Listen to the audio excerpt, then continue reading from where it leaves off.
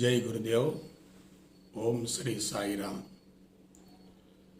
దివ్య ప్రేమ స్వరూపులారా, నిన్న మీరు భౌతిక జ్ఞానాన్ని గురించి, సాంకేతిక పరిజ్ఞానాన్ని గురించి తెలుసుకున్నారు. 1 జ్ఞానం, 2 విజ్ఞానం, 3 భౌతిక జ్ఞానం, విద్యా జ్ఞానం, సైన్సు సాంకేతిక పరిజ్ఞానం. భాష మాత్రం వేరుగా ఉంది కానీ మూలం మాత్రం ఒక్కటే. జ్ఞానము అంటే సమాచారం, ఇన్ఫర్మేషన్. సమాచారము అనేది ఏదైనా, ఎటువంటిదైనా అంతరంగానికి భారమే. అది జీవభావాన్ని పెంపొందిస్తుంది. జీవభావం పెరిగిందంటే జీవుడు భగవంతుడికి దూరం అవుతాడు. జీవభావం కరిగిపోతే జీవుడు భగవంతుడికి చేరువవుతాడు. జీవభావాన్ని సమూలంగా తొలగించుకున్నవాడే, కరిగించుకున్నవాడే దేవుడవుతాడు. ఆ దేవుడు ప్రత్యక్షంగా ప్రజలచే పూజలు అందుకుంటాడు.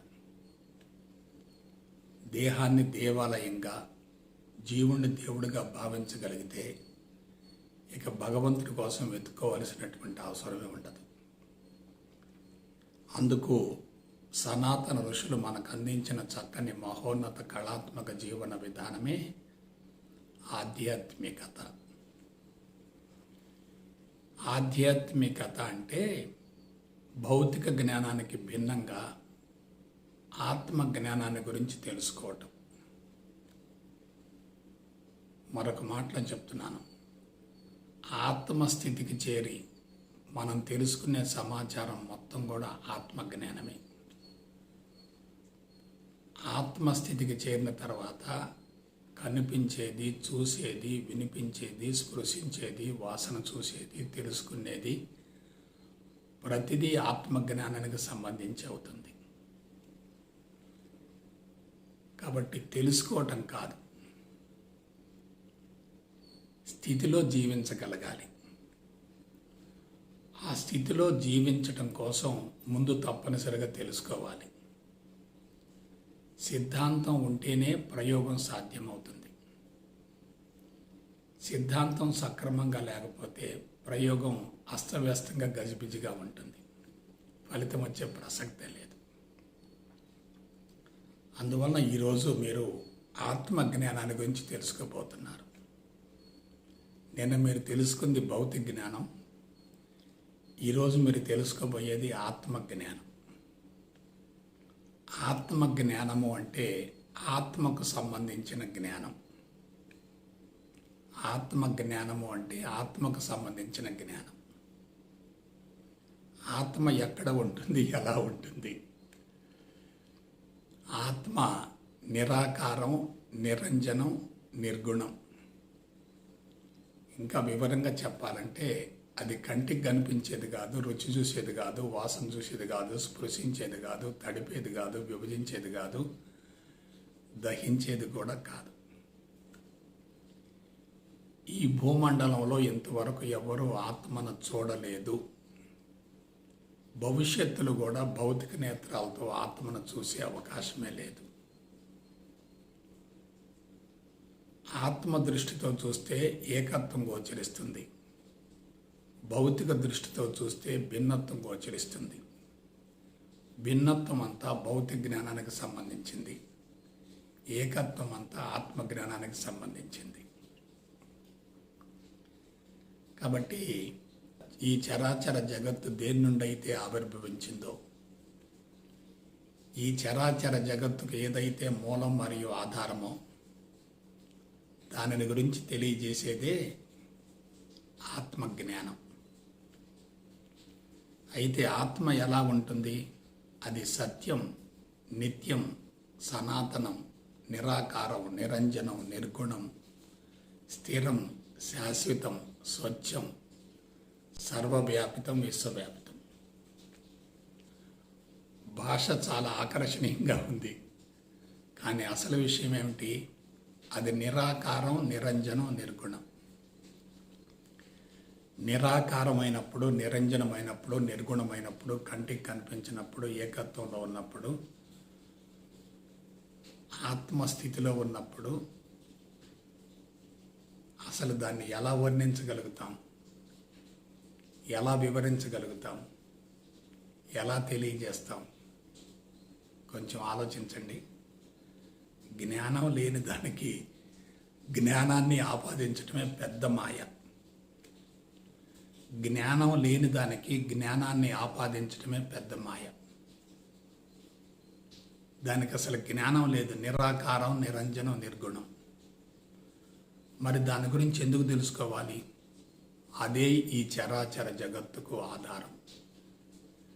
దాన్నే సృష్టికర్త అన్నారు, దాన్నే భగవంతుడు అన్నారు. దాన్ని ఆ విధంగా ఒక తండ్రిగా భావించారు, విశ్వానికి తండ్రిగా భావించారు. ఎవరైతే భౌతిక జ్ఞానానికి సంబంధించినటువంటి సమాచారాన్ని సేకరించడంలో నిరంతరం ఆసక్తిని కనబరుస్తారో వాళ్ళకి ఆత్మను గురించిన అవగాహన ఉండదు. ఒకవేళ అవగాహన ఉన్నప్పటికీ ఆత్మస్థితిని అందుకోలేరు. ఇంకొక విషయం చెప్తున్నాను, బీ కేర్ఫుల్. సృష్టికర్త గొప్పవాడా, సృష్టి గొప్పదా? సృష్టికర్త నుండి సృష్టి ఆవిర్భవిస్తుంది. సృష్టికి మూలం మరియు ఆధారం సృష్టికర్త. ఆ సృష్టికర్తను గురించి మనం తెలుసుకునేటట్లయితే సృష్టి మొత్తం స్వాధీనమవుతుంది. రిమోట్ చేతిలో ఉంటే టీవీని ఆడించవచ్చు. రిమోట్ చేతిలో లేకుండా టీవీని ఎలా మీరు ఆపరేట్ చేయగలుగుతారు?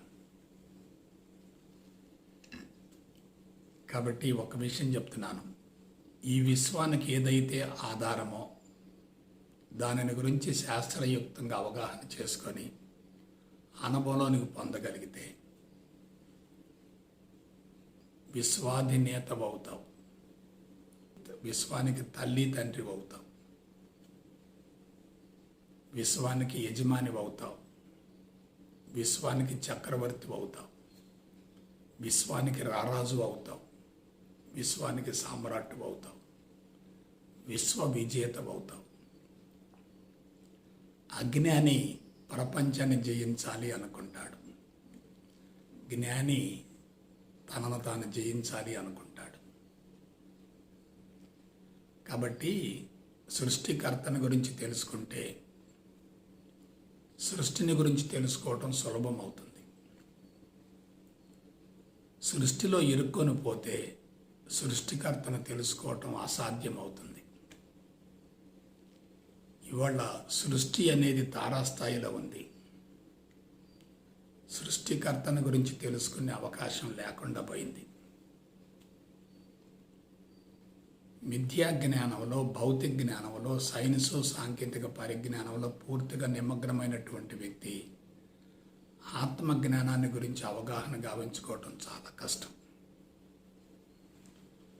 కాబట్టి ఆధ్యాత్మికత అంటే ఆత్మకు సంబంధించింది. ఈ విశ్వం మొత్తంలో సూక్ష్మాతి సూక్ష్మైంది ఏమిటంటే ఆత్మే. It is the finest part in the entire universe. అటువంటి సూక్ష్మత్వాన్ని స్వాధీనం చేసుకుంటే స్థూలం మొత్తం స్వాధీనం అవుతుంది. పొరపాటును కూడా స్థూలంలో ఇరుక్కుంటే సూక్ష్మత్వాన్ని గ్రహించే ప్రసక్తే లేదు. అయితే ఈ ఆత్మజ్ఞానం అనేది ఎలా బహిర్గతమైంది?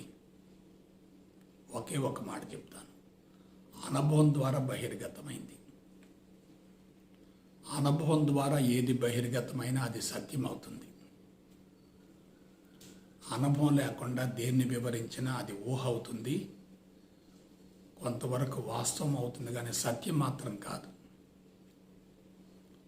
ఊహ అనేది వాస్తవానికి దూరంగా ఉంటుంది, వాస్తవం అనేది సత్యానికి దూరంగా ఉంటుంది. రియాలిటీ వేరు, ట్రూత్ వేరు. రియాలిటీ అనేది ట్రూత్కు దగ్గరగా ఉండొచ్చు, కానీ అది ట్రూత్ మాత్రం కాదు. ఎవరైతే అంతరంగాన్ని సమూలంగా శుద్ధిగా ఉంచుకుంటారో దాన్నే సత్య దర్శనం అంటారు. సత్యాన్ని దర్శించిన వ్యక్తులు చెప్పే ప్రతి మాట కూడా వేదమే. కాబట్టి వేదం అంటే పుస్తకం కాదు, చదవటం కాదు, వల్లించడం కాదు, పారాయణం చేయటం కాదు, బోధించడం కాదు, తెలుసుకోవటం అంతకన్నా కానే కాదు. వేదాలలో ఉన్న సమాచారం మొత్తం కూడా మనిషిని పరిమితంగా చేసేటటువంటి అతి ప్రమాదకరమైన సమాచారం. అనంతమైన భగవంతుని గురించి పరిమితమైన భాషలో వ్యక్తీకరించడం అంటే అంతకుమించినటువంటి మాయ మరొకటి ఉండదు. భగవంతుడు అనంతం, సర్వస్వం, పరిపూర్ణం. అది అనుభవం ద్వారా బహిర్గతం కావాలి తప్ప ఊహించుకుంటే సాధ్యం కానే కాదు. ఒక మాటలో చెప్పాలంటే వేదాలు, ఉపనిషత్తులు ఇవన్నీ కూడా భారతదేశానికి ఒక రకంగా ప్రమాదాన్ని తెచ్చిపెట్టాయి. ఆధ్యాత్మిక మార్గాన్ని ప్రత్యేకంగా సపరేట్ చేశాయి. దానికోసం పరుగులు తీసే విధంగా ప్రపంచాన్ని పక్కదో పట్టించింది. కాబట్టి ఆధ్యాత్మికత అనేది ప్రత్యేకంగా ఎక్కడో లేదు. అది సర్వత్రా, అంతటా, అన్నిటా, అందరి యందు ఉంది. ఒక పరమాణువులో ఉంది, పరమాత్మలో కూడా ఉంది.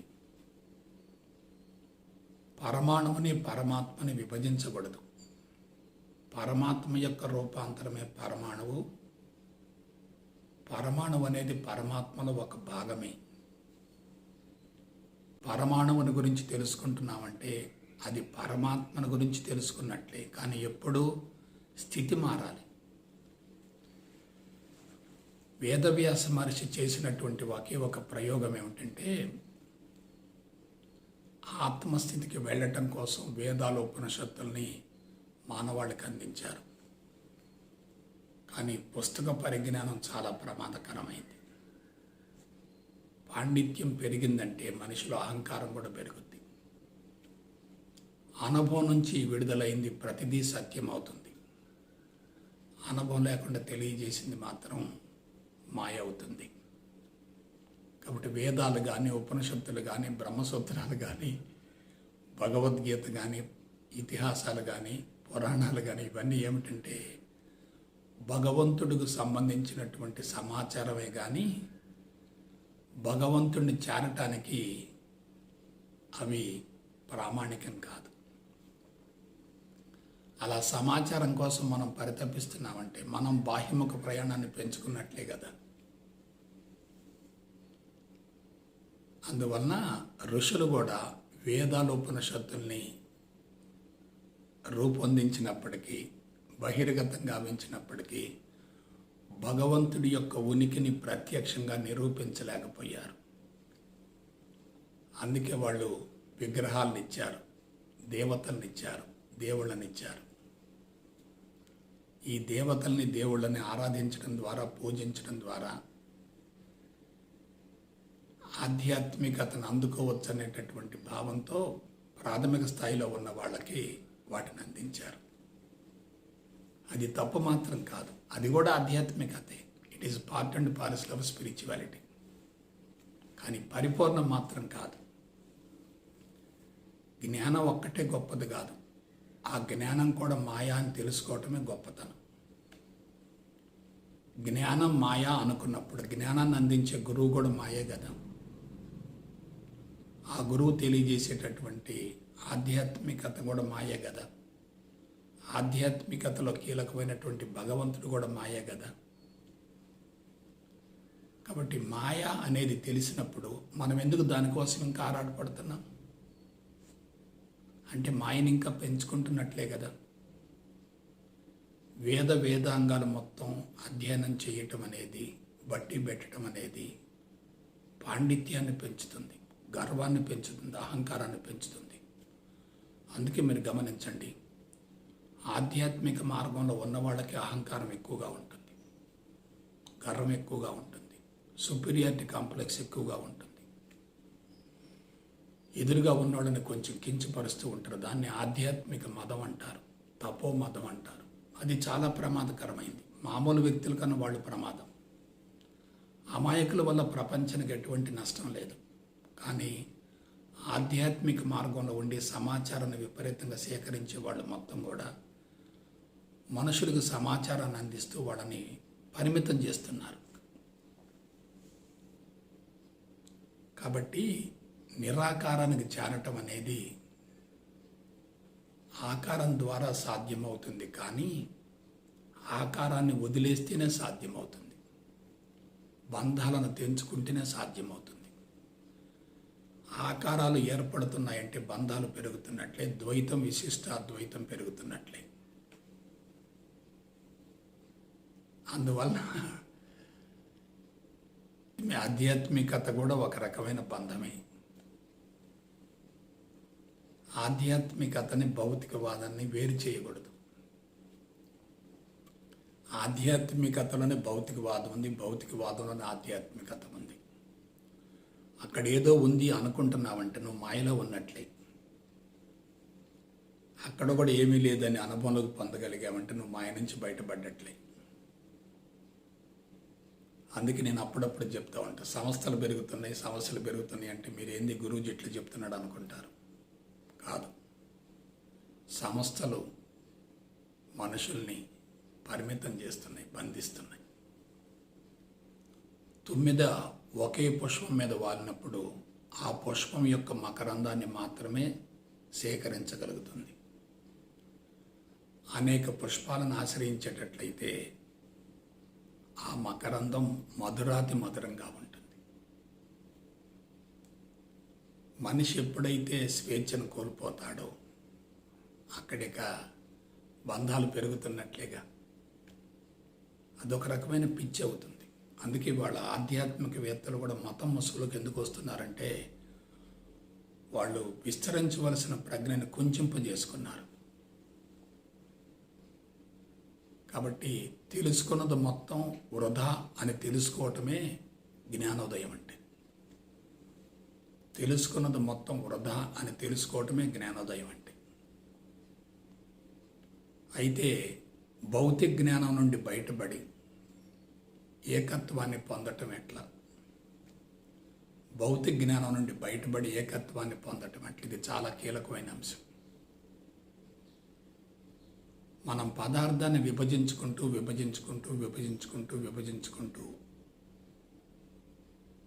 అంతిమంగా పరాకాష్ఠ దశకు చేరేటట్లయితే అక్కడ ఏముంటాయి? పరమాణువులే ఉంటాయి. ఆ పరమాణువుల లోపల భాగానే ఉంటాయి రేణువులు ఉంటాయి. ఆ రేణువులు ఎలా ఏర్పడ్డాయి? ప్రాణశక్తి ఘనీభవనం చెందినందువల్ల ఏర్పడ్డాయి. రేణువు అంటే ఏమిటి? ప్రాణశక్తి యొక్క రూపాంతరం. ప్రాణశక్తి ఏమిటి? పరమాత్మ యొక్క రూపాంతరం. కాబట్టి పరమాత్మ ఏకత్వమే, ప్రాణశక్తి ఏకత్వమే, రేణువు కూడా ఏకత్వమే. ఆ రేణువుల కలయికతో ఏర్పడ్డటువంటి పరమాణువుల వ్యత్యాసం ఉంటుంది. రేణువుల సంఖ్య మారుతూ ఉంటే పరమాణువుల యొక్క స్వభావం మారుతూ ఉంటుంది. ఎవరైతే స్థూలత్వంలో ఇరుక్కుంటారో వాళ్ళు పదార్థాన్ని గురించి ఆలోచిస్తారు. ఎవరైతే సూక్ష్మత్వానికి వెళతారో వాళ్ళు పదార్థం యొక్క స్వభావాన్ని తెలుసుకొని దాన్ని వదిలేస్తారు.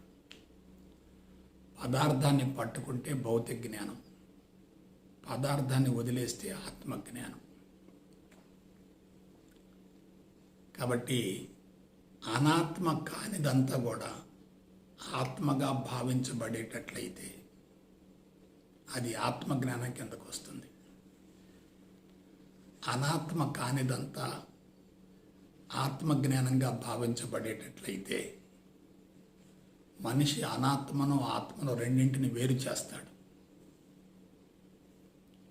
కానీ ఇక్కడ వాస్తవ విషయం చెప్తాను. అనాత్మ ఎక్కడి నుంచి వచ్చింది? సృష్టి ఎక్కడి నుంచి వచ్చింది? సృష్టికర్త నుండి వచ్చింది. ఆ సృష్టి ఏమవుతుంది? తిరిగి మరలా సృష్టికర్తలో కలిసిపోతుంది. సృష్టికర్త నుండి ఆవిర్భవించినటువంటి సృష్టి యావత్తు కూడా తిరిగి మరలా సృష్టికర్తలో కలిసిపోతుంది. సృష్టికి ఆధారం ఎవరు? సృష్టికర్త. ఆధారం లేకుండా ఆధేయానికి అవకాశం లేదు, ఆత్మ లేకుండా అనాత్మకు అవకాశమే లేదు. అయితే అనాత్మలో ఏముంది? పదార్థం ఉంది. పదార్థం అంటే ఏమిటి? పరమాణువులు. పరమాణువులు అంటే ఏమిటి? రేణువులు. రేణువులు అంటే ఏమిటి? ప్రాణశక్తి. ప్రాణశక్తి అంటే ఏమిటి?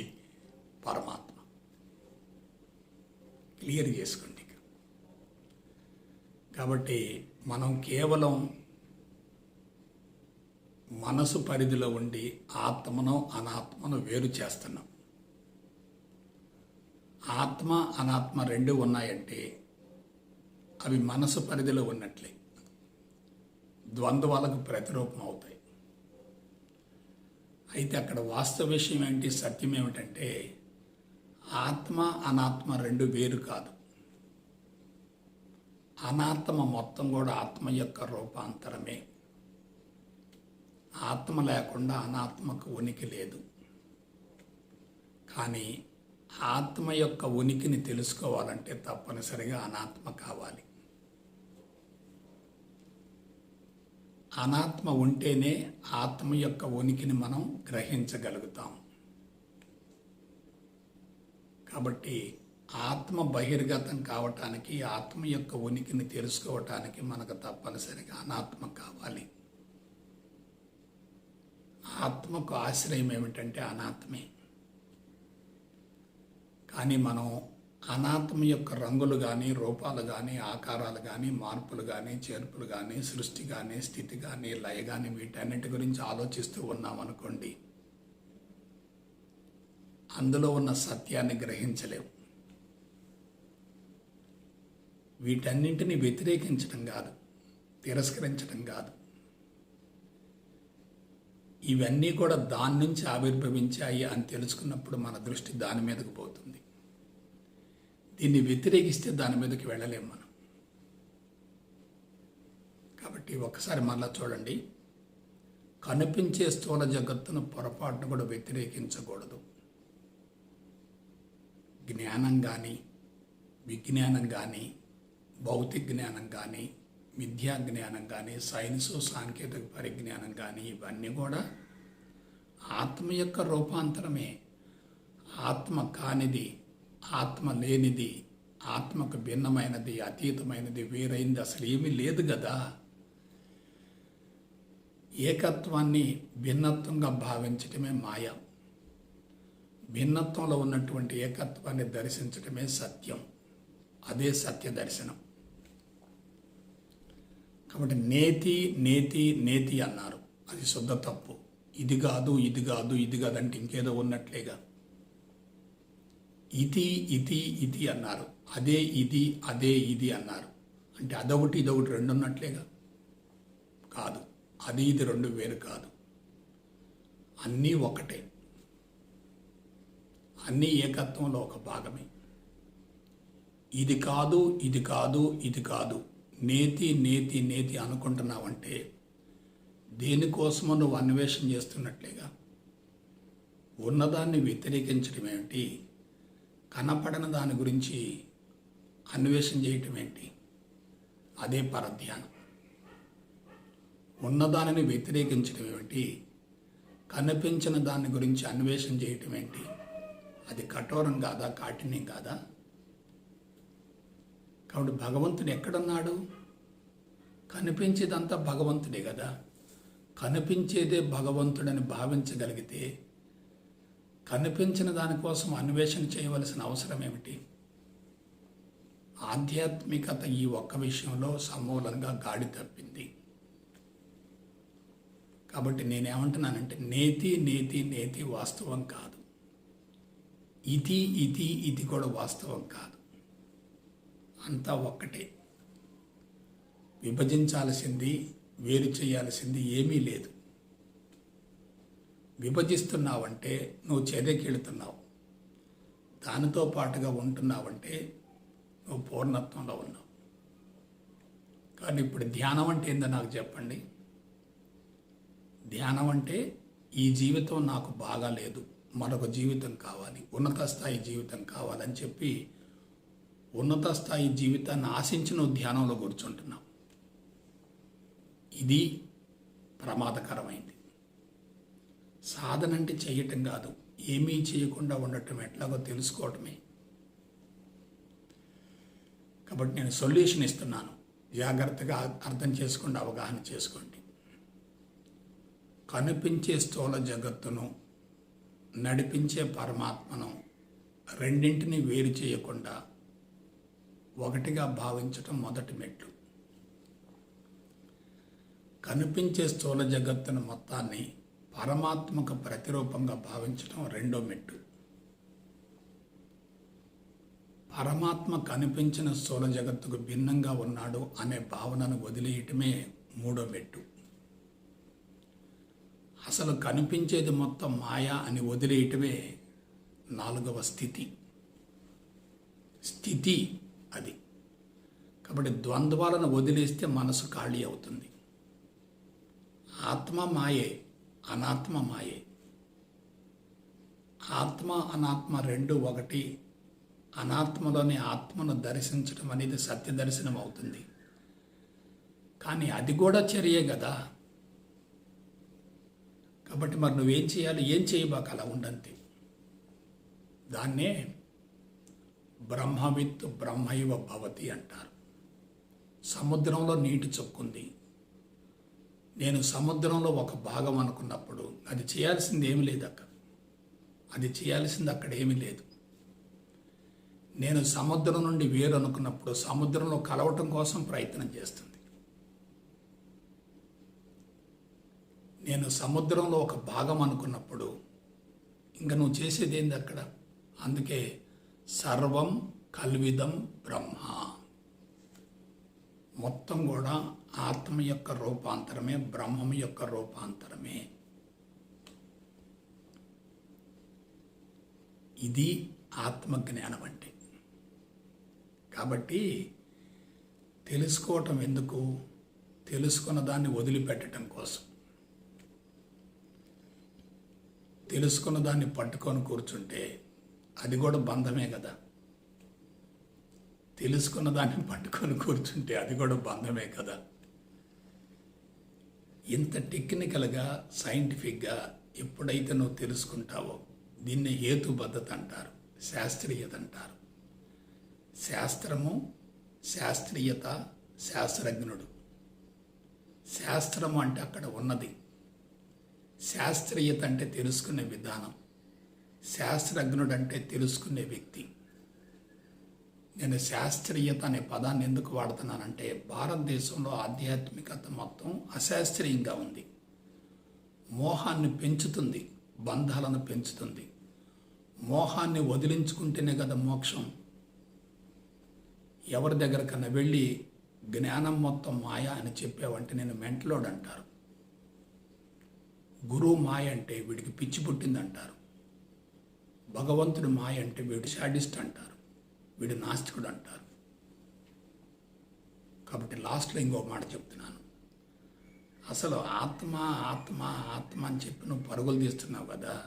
ఎక్కడుంది ఆత్మ? నీలోనే ఉంది కదా.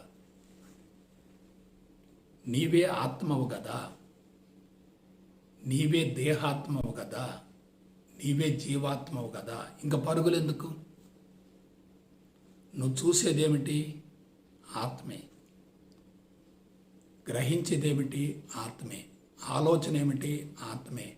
సంకల్పం ఏమిటి? ఆత్మే. మరణం ఏమిటి? ఆత్మే. భగవంతుడు ఏమిటి? ఆత్మే. వేదమంతా ఏమిటి? ఆత్మే. అసలు నీ జీవితమే వేదం కదా. పుట్టుక నుంచి మరణం వరకు, పుట్టుకకు ముందు, మరణం తర్వాత అంతా భగవంతుని మయమే. మేను నుండి నేను వేరు కావాలి. మేనులో పొరపాటును ఇరుక్కోకూడదు. అన్ని జబ్బులకు మూల కారణం నేను మేను రెండు కలిసిపోవటం, ఆ కలిపేది ఏమిటంటే మనసు. నేను, మనసు, మేను 3 కలిసినాయి అనుకోండి, అది జీవభావం. మనసు పక్కకు తప్పుకుంది అనుకోండి, అది దైవభావం. నేను, మేను 2 అనేటటువంటి భావంతో ప్రపంచంలో జీవిస్తూ ఉంటే అతనే దేవుడు అవుతాడు. పొరపాటున అందులో జీవుడు చేరాడు అనుకోండి, దేవుడు మాయమవుతాడు, జీవుడు కొనసాగుతాడు. కాబట్టి నీ దేహమే దేవాలయం, అందులో జీవుడే దేవుడు. దేహో దేవాలయ ప్రోక్తో జీవో దేవో సనాతన. దేహం అనే దేవాలయంలో అనాది నుండి జీవుడు కొనసాగుతున్నాడు. కానీ ఆ జీవుడిని జీవుడిగా ఉంచకూడదు, జీవుడిని దేవుడిగా మార్చాలి. జీవుడు జీవుడిగా ఉన్నంత వరకు నీకు ఆత్మజ్ఞానం తెలిసినప్పటికీ అనుభవంలోకి రాదు. ఎప్పుడైతే ఆత్మజ్ఞానం అనుభవంలోకి వస్తుందో అప్పుడు జీవుడు దేవుడు అవుతాడు. దీనికి మార్గం ఏమిటి గురూజీ? ఆత్మజ్ఞానాన్ని గురించి శాస్త్రయుక్తంగా తెలుసుకోవాలి. దాని గురించి హేతుబద్ధంగా అధ్యయనం చేయాలి. విచక్షణ ఉండాలి, వివేకం ఉండాలి, విచారణ ఉండాలి, విశ్లేషణ ఉండాలి, విఘ్నత ఉండాలి. దీనికి భగవంతుడు మనకి ఇచ్చినటువంటి ఒకే ఒక ఆయుధం ఏమిటంటే బుద్ధి. బుద్ధిని మనసు వైపుకు మళ్ళించావా బంధాలు పెరిగిపోతాయి. ఆ బుద్ధిని విస్తరింపజేసి వికసింపజేసావా నీవు భగవంతుడి వైపుకు మళ్ళుతావు. బుద్ధిని సద్వినియోగపరుచుకుంటే జీవితం ధన్యమవుతుంది, సార్థకమవుతుంది. బుద్ధిని దుర్వినియోగపరుచుకుంటే జీవితం ఏమవుతుంది? అభాసుపాలవుతుంది. ఇక్కడ మీరు తెలుసుకోవలసిన అగ్న సత్యం ఏంటంటే జ్ఞానము, భౌతిక జ్ఞానము, విద్యా జ్ఞానము, సాంకేతిక పరిజ్ఞానం అని చెప్పి మొత్తాన్ని వేరు చేయమంటున్నారు. తప్పు. నెగిటివ్ కూడా భగవంతుడిలో ఒక భాగమే, చెడు కూడా భగవంతుడి యొక్క రూపాంతరమే. మాయకు సంబంధించిన జ్ఞానం కూడా భగవంతుడి యొక్క రూపాంతరమే. మనం మొత్తాన్ని భగవంతుడిగా భావించామనుకోండి, ఒక యూనిట్గా భావించామనుకోండి, ఒక ప్రమాణంగా భావించామనుకోండి, మనసు నిండుకుండలా ఉంటుంది. మనసు నిండుకుండలా ఉంటుంది. మనసు ఎప్పుడైతే నిండుకుండలా ఉంటుందో అక్కడి నుంచి నువ్వు చేసే ప్రతి పని యజ్ఞం అవుతుంది. నువ్వు మాట్లాడే ప్రతి మాట సత్యం అవుతుంది, వేదం అవుతుంది. నువ్వు ఆలోచించే ప్రతి ఆలోచన భగవంతుడి యొక్క రూపాంతరం అవుతుంది. వీళ్ళు అవతార పురుషులంటే. కాబట్టి అవతార పురుషుడు స్థాయికి చేరటం అనేది కొద్ది కష్టమే, కానీ అసాధ్యం మాత్రం కాదు. మనం సాధిద్దాం, మనం తప్పనిసరిగా ఆ స్థితికి చేరదాం. ఎందుకు కష్టం అవుతుంది? మనం దేన్ని వదులుకోవట్లేదే, దేనికి దూరంగా ఉండటం లేదే. కుటుంబాన్ని ప్రేమాలయంగా మార్చుకుంటే అదే సాధన కదా. భార్యాభర్తలు అన్యోన్యంగా, ఒద్దికగా, ఐకమత్యంగా, అనురాగంగా జీవిస్తూ ఉంటే అదే స్వర్గం కదా. గృహాన్నే స్వర్గంగా మార్చుకుందాం. నేను చెప్తాను, నేను చెప్పేది మొత్తం ఆచరించి బోధించేది. బట్టి పెట్టి సమాచారాన్ని సేకరించి వేదాలు తిరిగేసి, ఉపనిషత్తులు తిరిగేసి, ఆయన అక్కడ చెప్పాడని ఇక్కడ చెప్పాడని చెప్పి ఇన్ఫర్మేషన్ కలెక్ట్ చేయటం కాదు. సమాచారం సేకరించబడుతుందంటే మనిషి రజోగుణంలో ఉన్నట్లే. జ్ఞానం అవసరమే, జ్ఞాన తృష్ణ అవసరమే, జ్ఞాన పిపాస అవసరమే, జ్ఞానాన్వేషణ అవసరమే. కానీ ఒక దశకు పోయిన తర్వాత ఆ సేకరించింది మొత్తం కూడా మాయ అని తెలిసి వదిలేయగలిగితే నీ మనసు ఖాళీ అవుతుంది. కాబట్టి చివరిలో ఒక మాట చెప్తున్నాను, మనసే మాయ కదా, సంకల్ప వికల్పాలు రెండు మాయ కదా. ఆ మనసుకు ప్రతిరూపమైనటువంటి భౌతిక జగత్తు కూడా మాయే కదా. ఆ భౌతిక జగత్తులో మనం చూసేవి, మనకు కనిపించేవి మొత్తం మాయే కదా. రూపాలు మాయే, రంగులు మాయే, ఆకారాలు మాయే, మానవులు మాయే, జంతువులు మాయే, వృక్షాలు మాయే, పంచభూతాలు మాయే, మార్పులు చేర్పులు మాయే, సృష్టి స్థితి లయలు కూడా మాయే కదా. అయితే ఇదంతా మనం తెలుసుకుంటున్నాం. అనుభవంలోకి పొందటానికి మరికొంత మేరకు మనకు కసరత్తు కావాలి. ఎందుకంటే ఒక టార్గెట్ పెట్టుకుంటున్నాం, కానీ ఆ టార్గెట్కి రీచ్ కావాలి కదా.